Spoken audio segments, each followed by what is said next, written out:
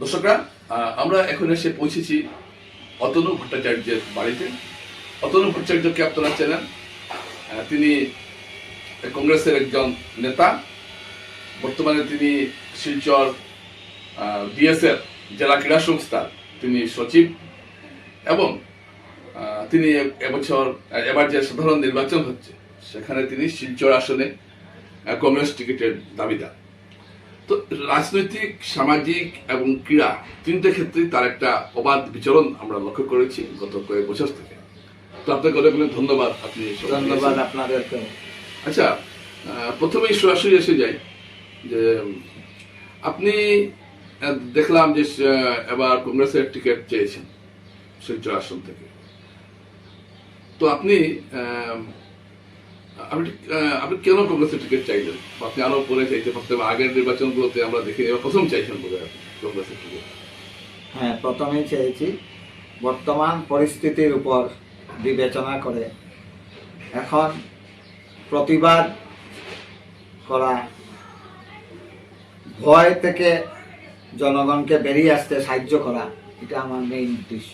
আজকাল আমরা দেখতে পাচ্ছি যে প্রতিবাদী কণ্ঠ কমে গেছে, প্লাস ভোটারকে ভয় দেখিয়ে সবাই ডেকে নিয়ে যাওয়া হয়, ভোটারকে প্রলোভিত করা হয়। এইসবের বিরুদ্ধে রুখে দাঁড়াতে আমার এই সিদ্ধান্ত। আচ্ছা, অনেকে বলছেন যে আপনি শিলচর ডিএসএ তে আপনাকে নিয়ে অনেক ঘটনা ঘটেছে, আপনার চেম্বার বন্ধ করে দেওয়া হয়, আপনাকে কাজ করতে দেওয়া হয় না। তো এরকম একটা আপনি ডিএসএ পরিচালনায় কি আপনি ব্যর্থ হয়েছেন? ব্যর্থ হয়েছি কি না হয়েছি এটা তো আমি নিজে বলতে পারবো না, তো জনগণ বলবেন। ক্রীড়ামোদী জনসাধারণ, আসামের বিভিন্ন ক্রীড়া সংগঠনের সাথে আমি জড়িত, শুধু শিলচর জেলা ক্রীড়া সংস্থা নয়, অনেক দিন থেকেই জড়িত। যদি ব্যর্থ হতাম তাহলে তো বিভিন্ন ক্রীড়া সংগঠন আমাকে দায়িত্ব দিত না বা ওদের সহযোগে রাখতো না। আর এইখানে ব্যর্থতার কথা আমি নিজের মুখে নিজের কথা কি বলবো? জেলা ক্রীড়া সংস্থার 227 জন সদস্য আছেন, ওনারা বলবেন। শিলচর শহরে অনেক ক্লাব আছে, অনেক ক্রীড়ামন্ত্রী জনসাধারণ আছে, সবাই বুঝতে পারছে যে জেলা ক্রীড়া সংস্থায় হচ্ছেটা কি। আপনাকে বিস্তারিত আর কি বলবো। প্রথম শুরুয়াত হলো যে জেলা ক্রীড়া সংস্থার সময় মতো নির্বাচন করতে আমাকে বাধা দেওয়া।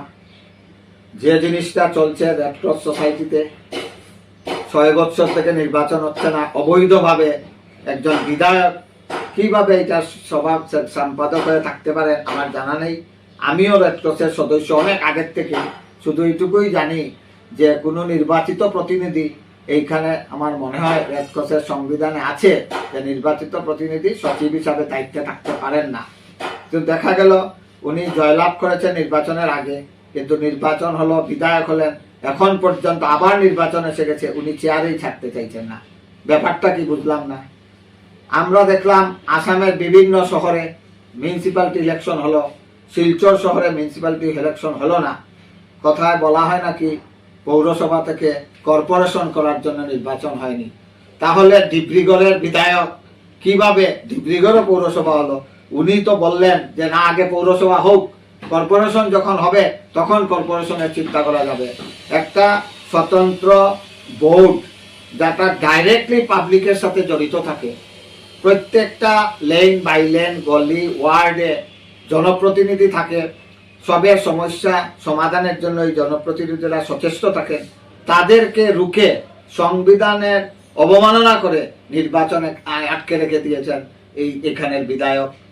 উনি বারবার বলা সত্ত্বেও ওটা কর্পোরেশন হবে, উনি একটা চেষ্টাও নেন না, সরকারকে বাধ্যও করান না, তার ওনার কোনো স্টেটমেন্ট নাই যে নির্বাচন করতে হবে, করে করে 6 বছর পেরিয়ে দিলেন। নির্বাচন না করে যে একটা অচল অবস্থা সৃষ্টি হয়েছে।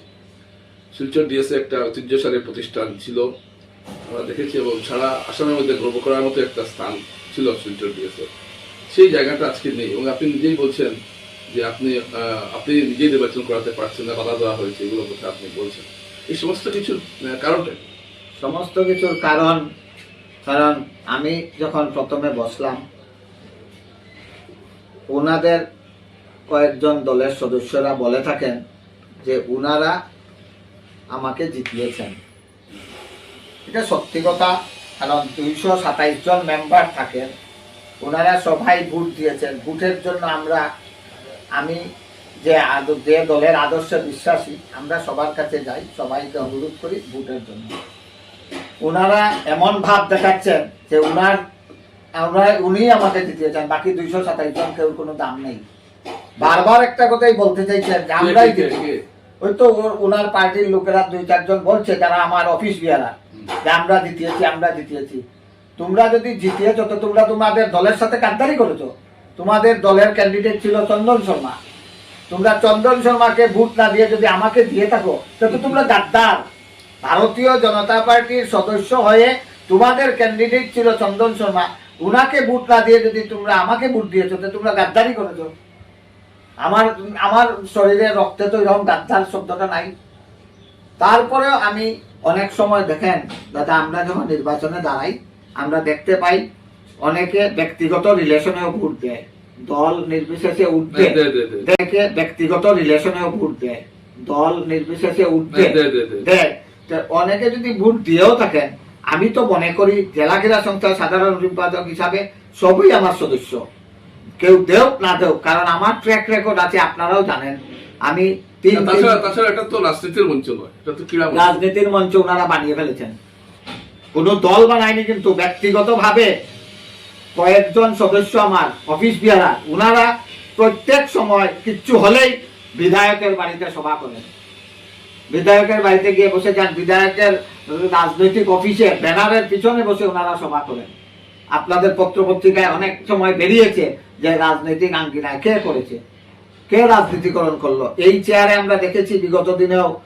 আমার মনে আছে আমি 92 থেকে জেলা ক্রীড়া সংস্থার সদস্য, আগেও একবার 5 বছর আমি ব্রাঞ্চ সচিব ছিলাম। আমরা দেখেছি নরুলুদা, কবীন্দ্রপুর কাইস্ত, সন্তোষ মোহন দেব একসাথে বসে জেলা ক্রীড়া সংস্থার উন্নয়ন নিয়ে চিন্তাধারা করা, খেলা দেখতে হাসি খুশি চায়ের কাপ নিয়ে বসা। আজকাল এই পরিস্থিতি নাই। গৌরব গগৈর এক পোস্ট দিয়ে আমাকে এইভাবে অপদস্থ করা হলো, আসল কারণ এটা নয়। তার আগেও 1 বছর আগে যখন গৌরব গগৈ সংসদীয় দলের নেতা হলেন, ডেপুটি লিডার, তখন উনি একবার শিলচরে আসলেন, এসে আমার জেলা কংগ্রেস সভাপতিকে বললেন আমি একদিন সকালবেলা প্রাতঃ ভ্রমণ করতে জেলা ক্রীড়া সংস্থায় যাব। আমি তখন শহরের বাইরে ছিলাম। আমার সভাপতি মহাশয় আমাকে বললেন আজ গৌরব গগৈ আসবেন। আমি বললাম ঠিক আছে দাদা, উনি একজন বড় মাপের লিডার, উনি যখন আসবেন আমাদের ওনার সঙ্গে থাকা উচিত এবং উনাকে জেলা ক্রীড়া সংস্থার পক্ষ দিয়ে একটা সম্মাননা জানানো উচিত। কি সম্মাননা জানাবো? আমি যখন ফিরে আসলাম আমার কয়েকজন অফিস বিহারার চিঠি লিখে আমার প্রেসিডেন্টকে হল ঘরের দরজা বন্ধ করে চার্জিং করছেন যে গৌরব গগৈকে এখানে ঢুকতে দেওয়া হলো কেন? এটা কে রাজনীতি করছে? হ্যাঁ, তখন এটা রাজনীতি নাই। আজকে কেন ওনারা পোস্ট দিচ্ছেন না যে গৌরব গগৈ কবীন্দ্র বাবুর বাড়িতে গেলেন? আমি তো বললাম ওই কবীন্দ্র বাবু যে লেভেলের বিজেপিতে ছিলেন, ওনাদেরকে আমরা আদর্শ বলে মানতাম, ওনাকে সম্মান করতাম। উনার সাবস্টিটিউট আজও আমরা দেখতে পাই না শিলচর শহরে। আমি তো বললাম নরুলুদা, কবীন্দ্র পুরস্কার, সন্তোষ মোহন দেবকে আমি আমার শ্রদ্ধা জানাই, কারণ উনারের থেকে আমরা অনেকটা শিখেছি। পার্টি অফিসে পার্টি, বাইরে আমরা মানুষ, আমরা সমাজের কাজে সবাই এক। আমিও সমাজের কাজে, হয়তো আমি ছোট, আপনি হয়তো বড়, আপনি পাওয়ার পেয়ে গেছেন, নির্বাচিত হয়ে গেছেন, মানুষকে মানুষ ভাবছেন না। আপনি রেডক্রসের ইলেকশন বন্ধ করে দিয়েছেন, পৌরসভার ইলেকশন বন্ধ করে দিয়েছেন, জেলা ক্রীড়া সংস্থায় আপনি মানুষ লাগিয়ে বন্ধ করাতে চাইছেন। আপনি তো একবার ইনিশিয়েট নিলেন, উনি তো একবার ইনিশিয়েট নিলেন associated vice president Olympic association হিসেবে। উনি বসলেন যে এটা সমাধান করবেন, তারপরে উনি চুপ হয়ে গেলেন। আসাম অলিম্পিককে আনা হলো, উনি তো আসাম অলিম্পিককে উনার সদস্যদেরকে বলতে পারতেন যে আসাম অলিম্পিক যখন এসেছে আপনারা সহযোগিতা করুন, সবাই মিলে একটা সুরাহা হয়। উনার অচল অবস্থা সৃষ্টি করে রেখেছেন। আজকে তালামারা আমরা গভর্নিং বডিতে সিদ্ধান্ত নিয়েছিলাম যে ট্রেজারার কোনো আর্থিক ক্ষমতা নাই লেনদেন করার। আজকে 30 তারিখ, কাল 31 তারিখ। আমার চিন্তা লাগছে যে জেলা ক্রীড়া সংস্থায় যে কর্মচারীরা আছেন ওনাদের বেতন কালকে কিভাবে হবে। ওনাদের কেউ চিন্তা করে না। নিজের অস্তিত্ব, নিজের ফটো পেপারে ছাপানো, নিজের জাহির কৃতিত্ব। আমার ট্রেজারার বুদ্ধদেব চৌধুরী মহাশয়, ওনার চাকুরি জীবনের খবর আপনারা নিয়ে জানেন উনি কি করেছেন। ওনার চাকুরি জীবনের অনেক কিছু আছে, আপনারা বিস্তারিতভাবে ইন্সপেক্টর অফিসে গেলে যাবেন উনি কেন কি হয়েছে। আজ ওনার সম্বন্ধে আমাকে অনেক স্কুলের টিচাররা কমপ্লেন করছে, বলছে তোমাকেও এইভাবে করছেন। এইগুলা তো বিধায়কের দেখা উচিত। বিধায়ক একদিন আমি দেখেছি বার্তালিপিতে উনি বলেছেন একটা ইন্টারভিউতে অরিজিৎ দার সাথে, যে উনি গার্জিয়ান হিসাবে শিলচরে, হ্যাঁ সত্যি উনি আমাদের গার্জিয়ান, কিন্তু গার্জিয়ান হিসাবে যদি উনি খালি ভালো দিকটা নিতে চান, খারাপ দিকটাও নিতে হবে। শিলচর শহরের যত প্রবলেম আছে গার্জিয়ান হিসাবে ওইগুলা উনার উপর বর্তায়। উনি মুখ্যমন্ত্রীকে জানাতে হবে, উনি সাংসদকে জানাতে হবে। উনি ক্রেডিট নেওয়ার সময় আমি গার্জিয়ান, আর যখন কোনো দুর্ঘটনা তখন উনি গার্জিয়ান নয়। আজকে দেখলাম, কিছুদিন আগে দেখলাম ভারতীয় জনতা পার্টি দলের একজন সদস্যকে উনি যেভাবে টেলিফোনে হেনস্থা করলেন, দিলীপ বাবুর সাথে উনার সম্পর্ক থাকায়। উনার চরিত্র কি এটা? আবার দেখলাম আমাদের হাইলাকান্দি রোডের মেহেরপুরের ভুলা যাদব রাস্তার একটা প্রবলেম নিয়ে উনি আলোচনায় এসেছেন বলে উনার একটা কেস হয়ে গেল। উনি তো উনাদের দলেরই লোক। যে যে ব্যক্তি নিজের দলের লোককেই সম্মান দিতে জানেন না, উনি শহরের লোককে কি সম্মান দেবেন? কি করবেন? আপনার এত এই যে আপনি এত বিস্ফোরক কেন বিধায়কের বিরুদ্ধে? না বিস্ফোরক, আমি কোনো বিস্ফোরক না দাদা। আমি শুধু একটা জিনিস দেখতে চেয়েছিলাম যে যিনি বিধায়ক হন তিনি তো আমাদের সমস্যার ব্যাপারে সচেতন থাকা কর্তব্য, যে দলেরই হোক। আমরা অনেককেই পেয়েছি, আগেও দেখেছি, হ্যাঁ ওনারা সবসময় আমাদেরকে কোঅপারেশন করেন। বিগত NM গুপ্ত ফুটবল টুর্নামেন্টে আমি আমার সভাপতিকে নিয়ে মাননীয় মন্ত্রীর কাছে সাহায্যের জন্য গিয়েছিলাম। মন্ত্রী মানে কোন মন্ত্রী? কৌশিক রায়। আচ্ছা আচ্ছা আচ্ছা। কৌশিক রায়ের কাছে আমরা গেছিলাম। সেই দিন আমরা বসে মন্ত্রী মহোদয়কে বলেছিলাম যে দাদা, আমাদের একটা ইচ্ছা আছে যে ক্যাপ্টেন গুপ্ত একটা ঐতিহাসিক টুর্নামেন্ট, শিলচরের ঐতিহ্যবাহী, সেই টুর্নামেন্টে যদি আসামের মাননীয় মুখ্যমন্ত্রী উদ্বোধন অথবা ক্লোজিং সেরিমনি থাকতে পারেন, আপনি একটু ব্যবস্থা করুন। আজকে নেতাজি স্ট্যাচু রাত্রে কাজ চলতো, আমরা দেখেছি। আপনি জিজ্ঞেস করবেন এক একটা দোকানে সবাইকে গিয়ে, নেতাজি স্ট্যাচুতে কাজ চলছে, রাত্রে এখানে মদের পার্টি হচ্ছে। আমার এখানে লোকাল ছেলেরা যখন এই লেবারদেরকে বাধা দিল নেশা টেশা করার সময়, ওদের এগেইনস্টে পুলিশকে লেলিয়ে দেওয়া হলো, রাত্রে অ্যারেস্ট হয়ে গেল। আমার ডেলাইট ক্লাবের প্রত্যেক সদস্যদেরকে পুলিশ নিয়ে গেল থানায়। এইসব কি অরাজকতা? ওরা কি কাজে বাধা দিচ্ছিল? কি ওর কাজে বাধা দিচ্ছিল? ওদের বাড়ির সামনে বসে যদি মদ দিয়ে বসে যায়, তোরা বলবে না ছেলেমেয়েরা আছে না? ওরা বলছে এটাকে ডাইভার্ট করে দেওয়া হয়েছে, কাজে বাধা দিত। কাজে কেন বাধা দেবে? কেন কাজে বাধা দেবে? কাজে যদি বাধা দিতে হয় ডিপার্টমেন্টালি দেবে। রাত্রে 11টার সময় কি কেউ কাজে বাধা দেবে? আপনি অনেক লোককে জিজ্ঞেস করবেন রাত্রেবেলা কি চলতো এখানে। কাজ চলছে, রাত্রে বারিন্দায় বসে পার্টি চলছে। অনেক লোকে দেখে গেছে, ভিডিও ফুটেজ আছে। তারপরে যদি কোনো লেবারকে কেউ বলে ভাই আমার দোকানের সামনে বসে এইগুলা জিনিস করবে না, বাস স্ট্যান্ড এটা একটা পবিত্র জায়গা, বাস স্ট্যান্ডে বসে এটা করবে না, এরপরে যদি ওনারা বলে পুলিশকে লেলিয়ে দেওয়া হয়, পুলিশ এসে অ্যারেস্ট করে নিয়ে যায়, এটা কি কাজে বাধা দেওয়া হলো? কাজে বাধা দিলে গণতান্ত্রিক পদ্ধতি, কাজে বাধা দিয়ে লাভ হবে কি? জেলা ক্রীড়া সংস্থায় 5 কোটি টাকার কাজ চলছে, আমি কিছু জানি না সাধারণ সম্পাদক হিসাবে? আমাকে না জিজ্ঞেস করে, আমাদেরকে কাউকে জিজ্ঞেস না করে কালার করে দেওয়া হয়েছে। আমি সেদিন দেখলাম মাঠে গিয়ে কমলা রং করে দেওয়া হয়েছে। আমি বললাম যে আসাম ক্রিকেটের গাইডলাইনে কমলা রং দিলে ক্রিকেট খেলা হবে না, কারণ এই রঙের মধ্যে বল দেখা যাবে না ফিল্ডিং করার সময়। সঙ্গে সঙ্গে বিশ্ব আমার কথাটা করে কন্ট্রাক্টর চেঞ্জ করেছেন। কিন্তু তার আগে আমার একটা বক্তব্য, উনি কি জিজ্ঞেস করা উচিত ছিল না কাউকে? উনি কি কাউকে না জিজ্ঞেস করে এইভাবে চলছে? কোথায় এস্টিমেট, কোথায় প্ল্যান, কোথায় ডিজাইন, কি চলছে কি না আমরা কেউ জানি না। এইভাবেই চলছে। সামনের দিকে নতুন ড্রেন বানিয়েছেন দিলীপ পাল যখন মহাশয় যখন MLA ছিলেন, সেই ড্রেনকে ভাঙে আবার এটার উপরে রিনোভেট। কোথাও কোথাও দেখেছি আমি ওয়ালের উপরেই আবার ওয়াল তুলে স্ল্যাব লাগিয়ে দেওয়া হচ্ছে। আমি আপনাদের নিউজেও দেখেছি, এটা ভিডিও ফুটেজ এসেছে। এইসব কি চলছে? গলি গলির টাকা, যে টাকা দিয়ে মিউনিসিপ্যালিটির প্রত্যেক কমিশনার প্রতিনিধিরা তাদের এলাকা উন্নয়ন করেন, সেইগুলা উনি আটকে রেখেছেন। উনার দলের সদস্যরাও তো উনার উপর খুবই কাটছেন যে পৌরসভার ইলেকশন হচ্ছে না। ওনারা তো অনেকেই আমার সাথে কথা বলেছেন। গতকালকে আমি শুনেছি পৌরসভায় গিয়ে বলেছেন উনি সব ডেভেলপ করেছেন। কংগ্রেস কি করেছে? কংগ্রেস যা করেছে আপনি করেছেন কি? আপনি যে পৌরসভায় গিয়ে বসে লম্বা লম্বা লেকচার দেন, এই ভবন কার বানানো? কোন সরকারের আমলে বানানো? আপনারা দেখান, আপনি একটা প্রজেক্ট করেছেন শিলচর শহরের জন্য বিরাট বড়ভাবে, কিছু করেছেন কি? বলছেন কংগ্রেস কি করেছে? কংগ্রেসের বানানো পৌরসভা ভবনে গিয়ে বসে আপনি বলছেন কংগ্রেস কি করেছে? আপনি আরেকটা বিল্ডিং বানান না আপনি, তারপরে বলবেন আমি কি করেছি। বড় বড় কথা বলে জনগণকে বোকা বানানো বেশি দিন চলে না। আচ্ছা, শিলচর আসলে যে আপনি লড়াই করতে চাইছেন, শিলচর একটা প্রবল, শিলচর বিজেপির একটা শক্ত ঘাঁটি, আপনি জেনে শুনে কেন এখানে পা দিচ্ছেন? দেখেন, এই কথার একটা উত্তর, যখন আমি জেলা ক্রীড়া সংস্থায় প্রথমবার এটার সাথে কানেক্টেড আছে বলে আমি গিয়েছি, নির্বাচনের দ্বারাই আমি কিন্তু 3 বুথে হেরেছি সাধারণ সম্পাদক পদে। তখন আমাকে অনেকেই বলেছিল, অতনুবাবু তোমার ক্লাবের মাত্র একটা ভোট, আর তোমার এরিয়াতে ডিএস এর কোনো ভোটই নাই, তুমি এখানে দাঁড়িয়ে কিভাবে জিতবে?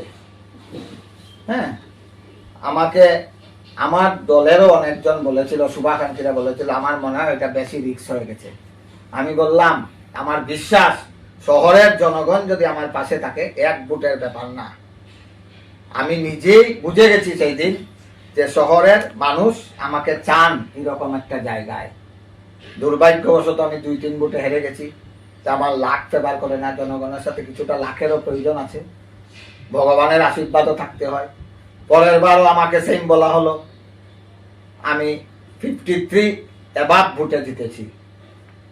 আজ আপনি বলছেন বিজেপি জিতিয়েছে আপনাকে। বিজেপি তো, আমি তো বললাম শিলচরে যদি আমি বিধায়ক হয়ে নির্বাচিত হই, বা সন্তোষ মোহন দেব হয়েছেন, বা মিসবাউল ইসলাম হয়েছেন, সব উনারাই জিতিয়েছেন, সবাইকে উনারাই জিতিয়েছেন, উনারাই হারান, ওনারা এই ব্যাপারে বিশারদ। জিতলে যে বললাম ক্রেডিট নিতে ওনারা এগিয়ে আসেন, আর যেটা মাইনাস পয়েন্ট এগুলাতে ওনারা কথা বলেন না। হ্যাঁ, আজকে আপনি যে প্রশ্নটা করেছেন যে আমি কেন এখানে এই টাফ জায়গায়, জেনে শুনে না, আমার বিশ্বাস যে জনগণ প্রতিবাদী, লড়াই করার মানসিকতা যাদের আছে তাদেরকে চাইছে। তাদের অনেকের সাথে আমি ব্যক্তিগতভাবে, আমি আমার সিদ্ধান্ত নেওয়ার আগে, আমি আজকে আপনার মাধ্যমে বলছি তো, কিন্তু আমি অনেককে আমার মোবাইলে ব্যক্তিগতভাবে যোগাযোগ করেছি, সব দলের সাথেও আমার কথাবার্তা হয়েছে, সব রাজনীতির ঊর্ধ্বে যারা আছেন ওদের সাথেও, সবাই বলছেন ভালো কথা, তুমি এগিয়ে যাও, আমরা তোমার পাশে আছি। ওদের এই আশ্বাসে আমার সাহস বেড়ে গেছে, এবং আমি ভাবছি যে বর্তমানে শিলচর শহরে যেসব সমস্যা হচ্ছে, সবচেয়ে বড় সমস্যা হচ্ছে দাদা, ভয় দেখানো রাজনীতি এবার চলছে। আমি যদি আপনাকে হেল্প করতে যাই ভোটার লিস্টের ব্যাপারে, বিজেপির ওয়ার্ড কমিটির সদস্যরা বিএলও কে ফোন করে ধমকি দেন আমার বাড়িতে বসা। আমার সাহস বেড়ে গেছে, এবং আমি ভাবছি যে বর্তমানে শিলচর শহরে যেসব সমস্যা হচ্ছে, সবচেয়ে বড় সমস্যা হচ্ছে দাদা, ভয় দেখানো রাজনীতি এবার চলছে।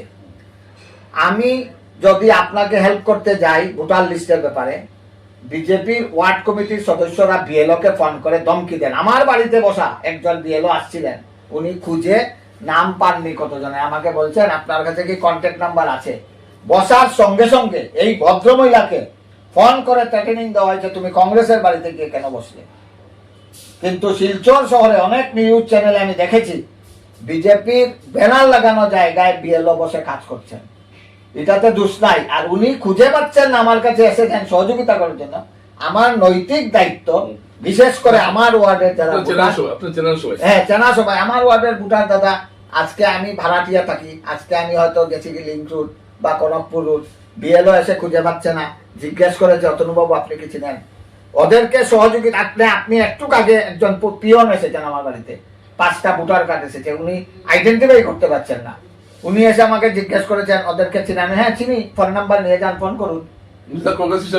না কংগ্রেস পিয়ন কি কংগ্রেস হিসেবে না, বিএলও আছে। সহযোগিতার জন্য যদি একজন মানুষ আমার কাছে আসে, ওনাকে সহযোগিতা করতে গিয়ে যদি এখানে রাজনীতি করা হয়, এটা কি ধরনের রাজনীতি? এই সব থেকে দূরে সরানো এবং সুস্থ পরিবেশ ফিরিয়ে আনার জন্য আমি সংকল্প নিয়েছি। এবার আমি জনগণের কাছে যাব, আমার দলের কাছে, প্রথম তো আমি দলের কাছে গেছি, দল যদি আমাকে যোগ্য মনে করে তাহলে প্রার্থী নির্বাচন করবে, না হলে তো করবে না। আমি সম্ভাব্য যদি প্রার্থী নির্বাচন করে তারপর আমি জনগণের কাছে যাব, আপনাদের সবার কাছে যাব, আপনাদেরকে বলবো। মানে আপনি- তারপর যদি আপনারা বলেন যে আমি সঠিক, তাহলে আমাকে আশীর্বাদ করবেন। অতনু ভট্টাচার্য এখানে দর্শকরা একটা কথা বারবার আনছেন, ভয়ের রাজনীতি, ভয় দেখানো একটা রাজনীতি, এটা একটা বিরাট সমস্যা উনি বলছেন। তো শিলচরের যে যে সমস্যাগুলো, জমা জল, তারপরে আপনাদের সোনারডের রাস্তা উঁচু, এই যে সমস্যাগুলো, সমস্যা অনেক এই সমস্যা কি নির্বাচন ইস্যু হবে? হ্যাঁ, ইস্যু তো হবেই। প্রথম সমস্যা হলো আমাদের পৌরসভা নির্বাচন হয় নাই। পৌরসভা নির্বাচন না হওয়াতে এইসব প্রবলেমগুলা বেড়ে গেছে। আপনি একটা জিনিস আমি বলি, সোনাই রোডের রাস্তাটা উঁচা করা হয়েছে, ঠিক আছে, কিন্তু যদি আজকে সেই সোনাই রোডে 5-6 জন কমিশনার থাকতো, তাহলে ওইটা বহুত প্রবলেম হতো, এত রাস্তা উঁচু করা যেত না। কিন্তু এই 5-6 জন প্রতিনিধি এখানে বেরিয়ে আসতেন। আজকে যে এই আজকের দিনে উইন্টার সিজন, লাস্ট 4 মাসের মধ্যে বৃষ্টি হয় নাই। কিন্তু কালকে রাত্রে যখন আমি দেশবন্ধু রোড দিয়ে আসছিলাম, শ্মশান রোডের কিনারে দেশবন্ধু রোডের কালভার্টের উপর জল, জানি না আপনারা দুজন গেছেন কিনারা, বিবেকানন্দ রোডে জল, বিলপাড়ে হিরালাল শর্মার বাড়ির আশপাশ দিয়ে জল, নালায় কাজ চলছে, রাস্তা বন্ধ করে। আপনি কে অধিকার দিয়েছে কাজ করতে গিয়ে সবার বাড়িতে জল ঢুকবে? আপনি কেন পাম্প মোটর লাগালেন না? বিধায়কের হিসাবে আপনার দায়িত্ব ছিল না? আপনি পেপারে ফলাও করে দেন, খালের ওয়াল হবে, এই হবে, সেই হবে। ওয়াল তো হবেই, ওয়াল তো উন্নয়ন হবে, কিন্তু উন্নয়ন করতে গিয়ে যে আপনাদের আমাদেরকে যে হ্যারাস করছেন, এটা কি ভেবেছেন একবারও? আপনার উচিত ছিল যে আমি যখন কাজ করছি এখানে পাম্প মোটর লাগাবো, জলকে বার করব, কাজ করব, গার্বেজ ক্লিয়ার করব, ড্রেন হয়ে যায়, ফটো তোলা হয়, ফেসবুকে দেওয়া হয়, আমি এই ক্যামেরাম্যান সাথে থাকে, প্রণাম করলেও ফটো, কাউকে মালা দিলেও ফটো, মন্দিরে গিয়ে প্রণাম, কীর্তনে বসলেও ফেসবুকে ফটো। What is this? এইটাই হয়েছে এখন রাজনীতি। আজকে দেখেন এই 4 মাস বৃষ্টি না হয় বিবেকানন্দ রোড এবং আশ্রম, ওই বিলপাড় আশ্রম রোড, আমি বললাম কালকে দেশবন্ধু রোডের কথা, প্রতিটা জায়গায় জল ব্লক। আপনি বলবেন দেশবন্ধু রোডে কেন জল হবে? বলে তো খাল কাজ হচ্ছে না। এই আমার যদি ডেভেলপমেন্ট ওয়ার্ক যখন আমি করব, তখন সঙ্গে সঙ্গে আমি যাতে জনগণের দুর্ভোগ না হয় তার জন্য আমি সচেষ্ট থাকতে হবো। আমরা যখন বাড়িতে ব্যাঙ্গে, পুরান ঘর ব্যাঙ্গে বাড়ির কাজ করি, প্রথম আগে আমরা বাউন্ডারি দেই, ড্রেনেজ সিস্টেম ঠিক করি, এরপরে আমার বাড়িতে কাজ করি। কারণ যাতে আমার বাড়িতে গাঁথা খুললে পাশের বাড়ির যাতে কোনো ক্ষতি না হয়। সেইভাবে শহরের নাগরিকের কথাও চিন্তা হবে। গার্জিয়ান বড় করে বলেন আমি গার্জিয়ান, এটা কি গার্জিয়ানছি বলো? গার্জিয়ান হলে সবার চিন্তা করতে হবে। এখানে কংগ্রেস, বিজেপি, এনসিপি, সিপিএম দেখতে হবে না। ডিএসএ কেও বাঁচাতে হবে, রেডক্রসকেও বাঁচাতে হবে, পৌরসভার সভাও করতে হবে। খালগুলোও পরিষ্কার। আজকে আর 1 মাস আছে, খালগুলো অ্যাক্সিডেন্ট হচ্ছে না। দেখবেন কি অবস্থা হয় যদি বৃষ্টি করে। আপনি ভালো কিছু দেখছেন, এই যে নেতাজি মূর্তি হয়েছে, অনেকগুলো ড্রেন হয়েছে শহরে। দেখেন নেতাজি মূর্তি হয়েছে, এটা তো খুব ভালো কথা, এটা আপনি দেখছেন? কিন্তু দেখেছি, কিন্তু এটার যুক্তিটা কি ছিল? পুরানো নেতাজিকে সরিয়ে এই নেতাজিকে আনিয়ে এখানে বসানোর যুক্তিটা সুন্দর লাগছে। সুন্দর তো নেতাজিকে রেখে করা যেত, মূর্তিটা রেখে তো সুন্দর করা যেত। তখন এটা এরকম পরিস্থিতি হয়েছে যে আজকে আমি আমি কাঁচা ভাষায় একটা কথা বলি, একদম কাঁচা ভাষায়, আমি আমার সংসার নিয়ে আছি, কোনো একটা কারণে আমার স্ত্রীর চেহারা নষ্ট হয়ে গেছে, আমি কি আরেকটা বিয়ে করবো? আমি ভুলে যাবো এইগুলা জিনিস? সেই নেতাজির একটা কীর্তি আছে। কে বসিয়েছিলেন সেই নেতাজি মূর্তি? যারা আজাদ হিন্দ বাহিনীর সাথে জড়িত ছিলেন, সুনীল চক্রবর্তী, সুনীল চক্রবর্তী 2 ভাই। আমি আমার বাবার কাছে গল্প শুনেছি, সুনীল সুশীল যারা জেলও কেটেছেন, বদলা বদলি করে জেল থেকেও বেশি আছেন, সেই সুনীল সুশীলের নেতৃত্বে সন্তোষ মোহন দেবের প্রচেষ্টায় রাঙ্গিরখালী নেতাজির মূর্তি বসানো হয়েছিল। ছোটবেলাতে আমি শুনেছি, আমি একটা সাইনবোর্ডও দেখেছি। আজকে সেই সাইনবোর্ড সরিয়ে নিয়ে নতুন আরেকটা মূর্তি বসানো হয়েছে। মূর্তির বিরুদ্ধে আমি নয়, আমার যুক্তিটা হলো এত টাকা এখানে খরচ না করলে উনি যদি সেই কাজটা শিলচর শ্মশান ঘাটে ইলেকট্রিক চুল্লি বসাতেন, তাহলে শিলচরের মানুষ বেনিফিটেড হতো। কারণ এই শীতর সিজনে, আজকেও সকালে আমি শ্মশানে গেছি, আমার পাড়ার একজন মারা গেছে।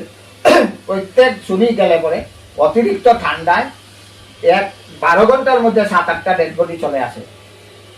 সেই ডেড বডি শিলচর যখন ছিল 50,000 লোকের সমাগম, তখনের শ্মশান আজকে 5 লক্ষ 10 লক্ষ হয়ে গেছে। শ্মশানের আর কোনো পরিবর্তন নাই। নেতাজি মূর্তি না বসিয়ে যদি শ্মশানের চুল্লিটা করতে, আপনারা ছিলেন 15 বছর ক্ষমতায় পুরসভা।